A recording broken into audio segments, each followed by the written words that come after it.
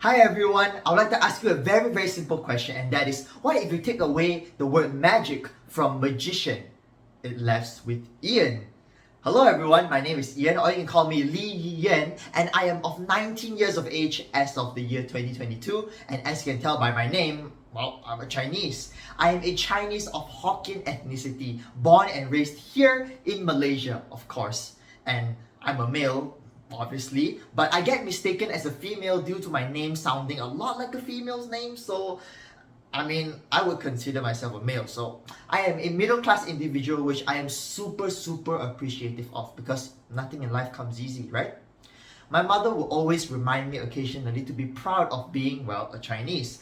In an era where the USA has their movies, DC, Marvel, and then Europe having amazing talents, us Chinese, we have some pretty amazing things too in terms of culture and traditions.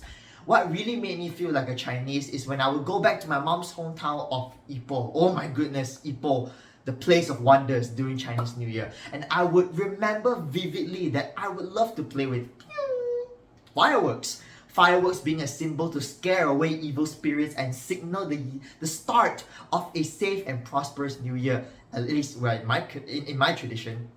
And despite technology evolving with iPhones and Samsung and all that kind of thing, and usual traditions fading bit by bit, I'm happy to say that not all of it has died, and fireworks, the tradition of playing fireworks, still live within me.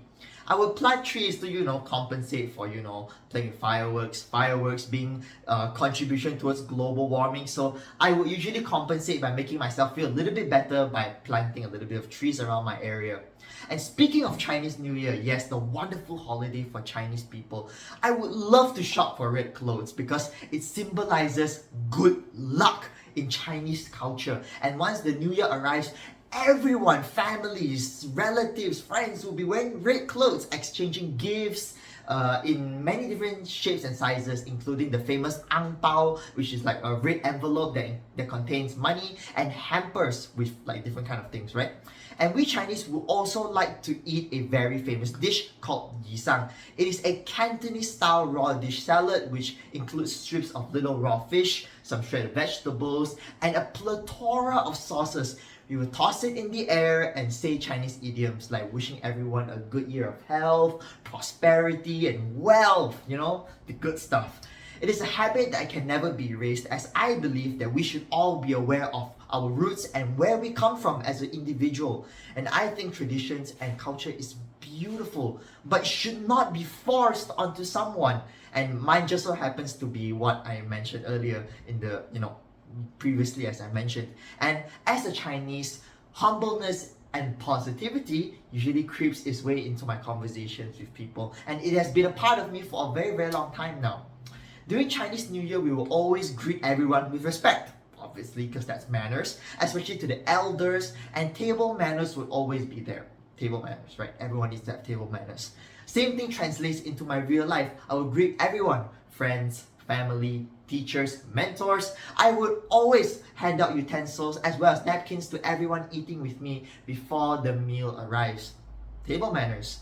These little gestures will always be a part of me wherever I go because it's manners, and it reminds me of my humble beginnings when I was a little boy trying to put all of these gestures into practice and instilling it into myself as I grow older and become a full-grown adult soon. Yeah.